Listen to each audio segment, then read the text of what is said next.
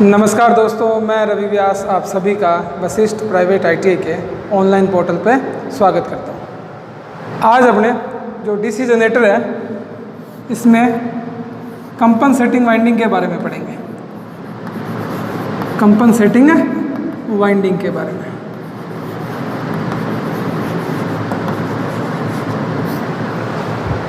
अपन ने पिछले वीडियो में देखा कि आर्मेचर रिएक्शन क्या होती है।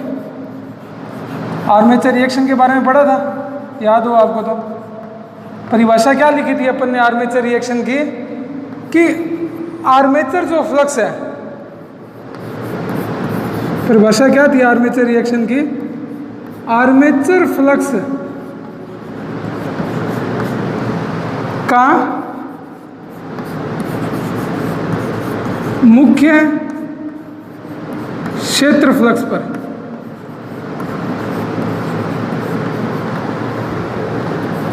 पड़ने वाला प्रभाव क्या कहलाता है? प्रभाव आर्मेचर रिएक्शन कहलाता है। मतलब जो आर्मेचर फ्लक्स है उसके कारण मेन फील्ड फ्लक्स में क्या प्रभाव पड़ता है वो आर्मेचर रिएक्शन कहलाती है। तो अपने ने देखा कि जब भी नो लोड की कंडीशन होती है तब आर्मेचर करंट जो रिएक्शन है वो नहीं होती। ऑन नो लोड पिछले वीडियो में अपन ने देखा भी था, ये बहुत इंपॉर्टेंट जो है ऑब्जेक्टिव क्वेश्चन भी है गवर्नमेंट एग्जाम के हिसाब से भी, कि नो लोड पे जो है आर्मेचर रिएक्शन नहीं होती। जैसे जैसे लोड बढ़ेगा वैसे वैसे क्या होता है, आर्मेचर करंट बढ़ती है। आर्मेचर करंट बढ़ने के कारण क्या होगा, आर्मेचर में फ्लक्स बढ़ेगा। आर्मेचर में फ्लक्स बढ़ेगा तो अपन ने बात करी थी, याद हो आपको तो, GNA और MNA की। प्लेलिस्ट में आप देखोगे तो आर्मेचर रिएक्शन के नाम से एक अलग से टॉपिक अपन ने पढ़ रखा है।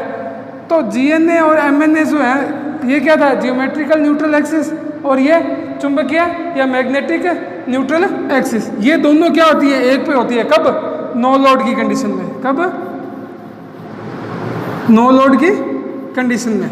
अब जैसे जैसे लोड को बढ़ाते हैं वैसे वैसे क्या होगा, MNA जो है वो शिफ्ट होनी स्टार्ट हो जाती है। जो अपनी डायरेक्शन है कंडक्टर की उसकी साइड जो है शिफ्ट होनी स्टार्ट हो जाती है।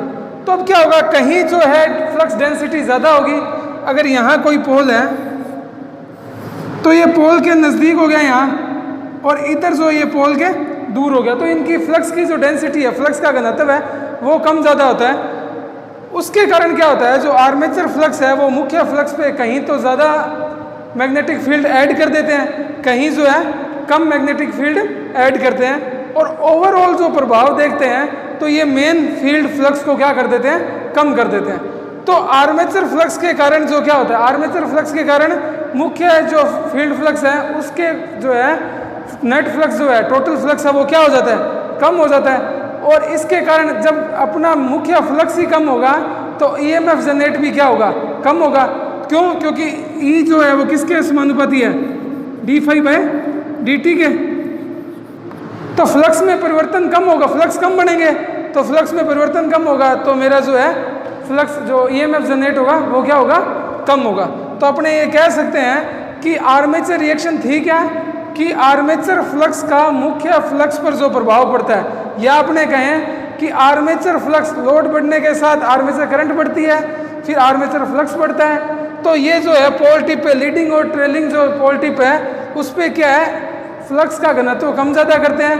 लेकिन अगर अपने टोटल रूप से देखें तो फ्लक्स घनत्व जो है ज़्यादा कम होता है, और जो जहाँ फ्लक्स की डेंसिटी कम होती है वो एरिया ज़्यादा होता है। मतलब जहाँ फ्लक्स घनत्व बढ़ाया वो एरिया कम होगा, और जहाँ फ्लक्स घनत्व घटाया वो एरिया क्या होता है, ज़्यादा होता है, जिसके कारण ओवरऑल जो फ्लक्स हैं, टोटल फ्लक्स हैं वो क्या होते हैं, घट जाते हैं। इसी कारण कहते हैं कि ज़्यादातर डीसी जनरेटर में जो है आर्मेचर रिएक्शन का इफेक्ट कैसा होता है, डीमैग्नेटाइजेशन, विचुंबकन का प्रभाव करती है। ये भी एक इम्पोर्टेंट ऑब्जेक्टिव क्वेश्चन है बोर्ड एग्जाम, जो अपने गवर्नमेंट एग्जाम के हिसाब से भी, कि जो आर्मेचर रिएक्शन है डीसी जनरेटर में वो कैसा इफेक्ट करती है, विचुंबकन का इफेक्ट करती है। दूसरा, अगर आप वैसे याद करना चाहें तो L इंडक्टर जो होता है इंडक्टर हमेशा क्या करता है, जो प्रेरक कुंडली होती है वो हमेशा क्या करती है, विचुंबकन ही आर्मेचर रिएक्शन का इफेक्ट प्रभाव कैसा डालती है, वो विचुंबकन का ही प्रभाव डालती है। और अपने वाइंडिंग की बात करें तो वाइंडिंग क्या है, इंडक्टर के तौर पे ही अपने लेते हैं, प्रेरक कुंडली के तौर पे ही लेते हैं अपने। तो प्रेरक कुंडली के कारण हमेशा क्या होगा, डीमैग्नेटाइजेशन होगा, विचुंबकन होगा। अगर कैपेसिटर हो वहाँ पे तो हमेशा उसके लिए क्या होगा, आर्मेचर रिएक्शन का प्रभाव चुंबकन होगा, वो मैग्नेटिक फील्ड को ज़्यादा बढ़ाएगा। और अगर खाली आर हो, रजिस्टर हो खाली, तो वो क्या करेगा, अपना क्रॉस मैग्नेटाइजेशन करेगा। तो अपने वाइंडिंग है, वाइंडिंग में क्या होता है, आर भी होता है और एल भी होता है। तो ये कुछ पार्ट इसका क्या करेगा, क्रॉस मैग्नेटाइजेशन।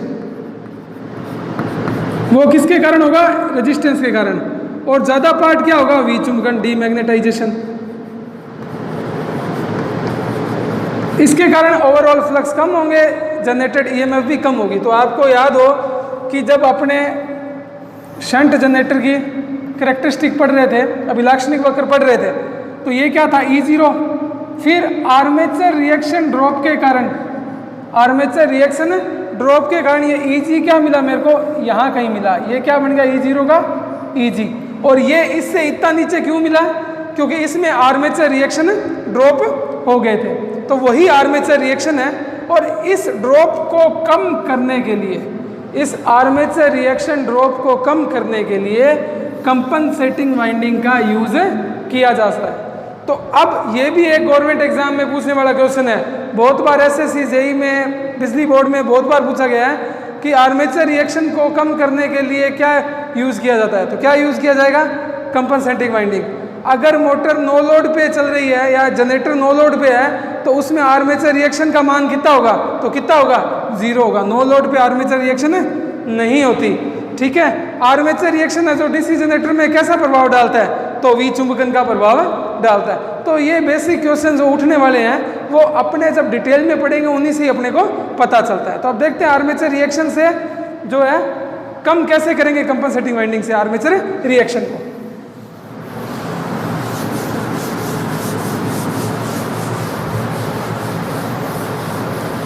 कंपनसेटिंग वाइंडिंग का यूज क्यों करा, पता चला आर्मेचर रिएक्शन को कम करने के लिए।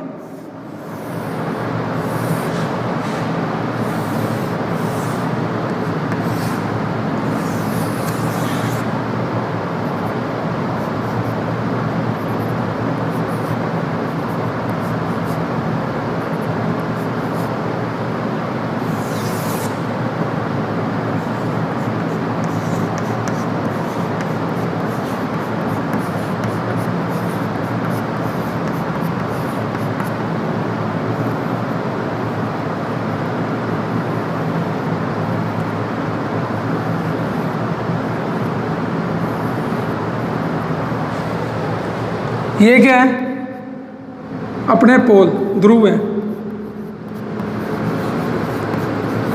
फील्ड पोल भी बोल सकते हैं इसे, क्षेत्र ध्रुव, सही है।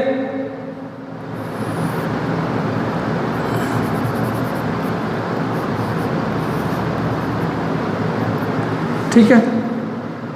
और ये अपना क्या है, आर्मेचर है। और आर्मेचर पे क्या होगी, आर्मेचर वाइंडिंग। तो ये क्या है अपनी आर्मेचर वाइंडिंग, ये अपनी सब क्या है, आर्मेचर वाइंडिंग। और ये जो स्लॉट के अंदर यहाँ रखे हुए पोल शू में, ये क्या है, मेरी कंपनसेटिंग वाइंडिंग। अब कंपनसेटिंग वाइंडिंग का यूज करते कैसे हैं वो देखते हैं अपने। क्यों करते हैं वो तो बता दिया, आर्मेचर रिएक्शन के कारण। सबसे पहली बात, कंपनसेटिंग वाइंडिंग का यूज लार्ज रेटिंग की मशीन में होता है। लार्ज रेटिंग की मशीन, लार्ज रेटिंग का मतलब समझ गए, जो हाई रेटिंग पे चलेगी, जो ज़्यादा एचपी की होगी उन पे ही जो है ये क्या है, या ज़्यादा इसमें जनरेटर है तो ज़्यादा किलोवाट का जो होगा जनरेटर, उस पे ही ये जो है जो अपनी कंपनसेटिंग वाइंडिंग है यूज़ करते हैं अपने, पहली बात। दूसरा, कंपनसेटिंग वाइंडिंग, कंपनसेटिंग वाइंडिंग हमेशा आर्मेचर वाइंडिंग के सीरीज ऑपोजिशन में होगी, सीरीज ऑपोजिशन में होगी, सीरीज ऑपोजिशन में होगी। मतलब ये कि ये वाइंडिंग और ये वाइंडिंग सीरीज अपोजिशन में होंगी किसके थ्रू? ब्रश के थ्रू। ब्रश के द्वारा ये भी पूछा गया है, बहुत बार ये क्वेश्चन पूछे गए हैं कि आर्मेचर वाइंडिंग जो है वो कहाँ लगी होती है, तो कहाँ लगी होती है, सॉरी कंपनसेटिंग वाइंडिंग कहाँ लगी होती है, तो आंसर क्या रहेगा आपका? आर्मेचर वाइंडिंग के सीरीज अपोजिशन में। आर्मेचर वाइंडिंग के सीरीज अपोजिशन में। खाली सीरीज दिया हो तो वो सही है, अगर सीरीज अपोजिशन दिया है तो अपने सीरीज को चूज नहीं करेंगे, किसको करेंगे? सीरीज अपोजिशन को। तो ये 5-7 क्वेश्चन जो आपको बताए हैं ये आज तक एग्जाम में आए हुए हैं और आगे भी आते रहेंगे। तो लार्ज रेटिंग की मशीन में यूज करते हैं। कंपनसेटिंग वाइंडिंग जो है आर्मेचर वाइंडिंग के सीरीज अपोजिशन में लगती है। सीरीज अपोजिशन और किसके थ्रू? ब्रशेस के थ्रू लगती है। अब क्या होगा? लार्ज रेटिंग की मशीन है, लार्ज रेटिंग की मशीन हाई स्पीड पे चल रही है, तो हाई स्पीड से चलने के कारण क्या होगा? फ्लक्स कटेंगे, ईएमएफ जनरेट होगा। ईएमएफ जनरेट होने के कारण जब ये लोड पे कनेक्टेड होगी तो आर्मेचर धारा भी जनरेट होगी। जब ये रोटेट करेगी तो क्या होगा? इसके अंदर आर्मेचर करंट फ्लो होगी। जब फ्लक्स कटेंगे ईएमएफ जनरेट होगा तो आर्मेचर धारा जो है वो बनेगी। आर्मेचर धारा क्या करेगी? आर्मेचर फ्लक्स का निर्माण करेगी। आर्मेचर फ्लक्स का निर्माण करेगी। अब क्या होगा कि जब ये मोटर, ये जनरेटर जो घूम रहा होगा, आर्मेचर फ्लक्स जो अपने को डेवलप होंगे। अब क्या होगा? जब अपने मोटर रोटेट कर रही होगी तो जो आर्मेचर अपना है वो क्या करेगा? क्या जब लोड चेंज होगा, जैसे क्यों अपने इसको लोड पे कनेक्ट करेंगे तो लोड वेरी करेगा, वैसे वैसे क्या होगा? आर्मेचर फ्लक्स भी वेरी करेंगे। तो आपको मैंने पहले सब शुरुआत में डीसी जनरेटर पढ़ाया था, तब मैंने कहा था कि स्टेटर और रोटर में जो है एक रिलेटिव मोशन होता है, एक सापेक्ष जो है गति होती है, या रिलेटिव मोशन जिसे बोलते हैं अपने, जिसके कारण ईएमएफ इंड्यूस होता है। उसमें 3 कंडीशन आपको बताई थी कि जब फ्लक्स वेरी कर रहा है तो आपको फील्ड, आर्मेचर फ्लक्स वेरी करेगा तो आपको फील्ड जो है वो स्टेशनरी रखनी पड़ेगी, जैसे अपने एसी मोटर में या एसी जनरेटर में रखेंगे। अगर आपका फील्ड जो स्टेशनरी है, मतलब डीसी है, मतलब कांस्टेंट नियत फ्लक्स आप दे रहे हैं, तो आपको आर्मेचर को रोटेट करना पड़ेगा जैसे डीसी मशीन में रोटेट कर रहे हैं। तीसरा था अगर दोनों ही वेरी कर रहे हैं, अगर अपना जो फ्लक्स वेरी कर रहा है और जनरेटर, स्टेटर और रोटर दोनों का फ्लक्स वेरी कर रहा है, तो मशीन जो है वो क्या रहेगी? स्टैटिक रहेगी, जैसे ट्रांसफार्मर में रहता है। तो यहाँ अपन ने देखा कि लोड वेरी करा तो फ्लक्स भी वेरी करा। फील्ड वाला फ्लक्स तो वेरी नहीं कर रहा, लेकिन आर्मेचर का फ्लक्स लोड के साथ आर्मेचर करंट बढ़ेगी। आर्मेचर करंट बढ़ने के साथ क्या होगा? मेरा आर्मेचर फ्लक्स भी बढ़ेगा। तो जब आर्मेचर फ्लक्स वेरी करता है तो इसके अंदर जो है एक आर्मेचर जो है करंट वेरी करने के कारण यहाँ क्या है? एक आर्मेचर फ्लक्स जो वेरी करेगा तो यहाँ ईएमएफ जनरेट होगा। कैसा? स्टैटिक, नियत जो है ईएमएफ जनरेट होगा। जैसे ट्रांसफार्मर में फ्लक्स क्या होगा? एसी पे काम करते हैं ट्रांसफार्मर का, तो वहाँ जो है स्टैटिक ईएमएफ जनरेट होता है। जनरेटर है, जनरेटर में क्या है कि ये कौन सा है? कांस्टेंट फ्लक्स है, तो अपने रोटर को रोटेट करवाते हैं तो डायनेमिकली ईएमएफ इंड्यूस होता है। फैराडे का लॉ ऑफ इलेक्ट्रोमैग्नेटिक इंडक्शन यही कह रहा है कि डायनेमिकली ईएमएफ इंड्यूस होगा। और ये यहाँ क्या है कि जब आर्मेचर फ्लक्स वेरी करेगा लोड के साथ तो ईएमएफ स्टैटिक जो है वो प्रोड्यूस होगा। वो क्या करेगा? यहाँ पे फ्लक्स की वैल्यू को क्या है? बढ़ाने की कोशिश करेगा। जब ये फ्लक्स की वैल्यू बढ़ेगी तो क्या होगा? कम्यूटेटर पे क्या होगा? स्पार्किंग होनी स्टार्ट हो जाएगी। कम्यूटेटर पे क्या होनी स्टार्ट हो जाएगी? स्पार्किंग। किसके कारण? इस स्टैटिक ईएमएफ के कारण, जो क्या करेगा? यहाँ की फ्लक्स की वैल्यू को बढ़ाने की कोशिश करेगा। अब मैंने बताया आपको कि जो आपका फील्ड पोल है वो कहाँ लगा हुआ है? कंपनसेटिंग वाइंडिंग है वो आर्मेचर वाइंडिंग के सीरीज अपोजिशन में है। तो देखो ये क्रॉस है, क्रॉस का मतलब अंगूठा कहाँ जाएगा? अंदर की साइड। तो मैग्नेटिक फील्ड की डायरेक्शन क्या रहेगी? ये वाली रहेगी। कौन सी? क्लॉकवाइज। जब डॉट प्रोडक्ट है तो डॉट प्रोडक्ट है तो मतलब करंट बाहर की साइड आ रही है, तो मैं अंगूठा बाहर की साइड रखूंगा, तो मेरी जो है जो मैग्नेटिक फील्ड की डायरेक्शन कैसी रहेगी? Anti clockwise. कैसी रहेगी? Anti clockwise. ये एंटी क्लॉकवाइज रहेगा। सॉरी ये एंटी क्लॉकवाइज रहेगा और ये क्लॉकवाइज रहेगा। ये फ्लक्स तो जा रहे हैं इधर, ये फ्लक्स जा रहे हैं इधर, ठीक है। अब दोनों किस में है? सीरीज ऑपोजिशन में, दोनों एक दूसरे के अपोजिट में लगे हैं, विपरीत लगे हुए हैं। तो ये क्या करेगा, जो ये स्टैटिकली जो ईएमएफ जनरेट हुआ, ये नियत ईएमएफ जनरेट हुआ जिसने स्पार्किंग करी, उसको क्या कर देगा? खत्म कर देगा। उसको क्या कर देगा? खत्म कर देगा, जिसे अपने न्यूट्रलाइज भी बोल सकते हैं। क्यों? ये भी इधर, ये भी इधर, लेकिन दोनों की डायरेक्शन क्या है? जो दोनों कनेक्ट किस में है? सीरीज ऑपोजिशन में। तो एक दूसरे को ये क्या करेंगे? कैंसिल करते हुए चले जाएंगे।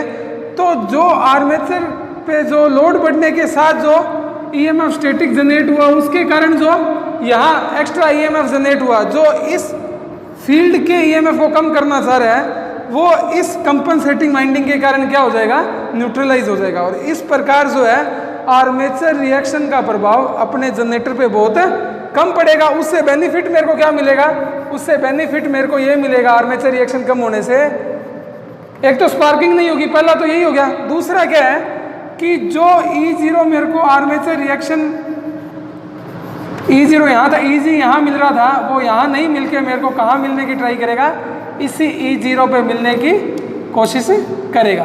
तो आर्मेचर रिएक्शन का ड्रॉप कम करना है तो आपको इस तरीके से आर्मेचर कंडक्टर के सीरीज ऑपोजिशन में जो पोल शू हैं फील्ड वाइंडिंग के, उसमें कंपनसेटिंग वाइंडिंग को अपने रखेंगे और कंपनसेटिंग वाइंडिंग और आर्मेचर वाइंडिंग को क्या रखेंगे? सीरीज अपोजिशन में, जिससे ये क्या है? एक दूसरे के इफेक्ट को क्या कर देंगे? न्यूट्रलाइज कर देंगे, नलीफाई कर देंगे या खत्म कर देंगे। और आर्मेचर रिएक्शन का इफेक्ट इस तरह जो है कम हो जाएगा। तो अगर आपको ये वीडियो अच्छा लगा हो तो आप इसको ज़्यादा से ज़्यादा लाइक करें, शेयर करें और सब्सक्राइब करें। धन्यवाद।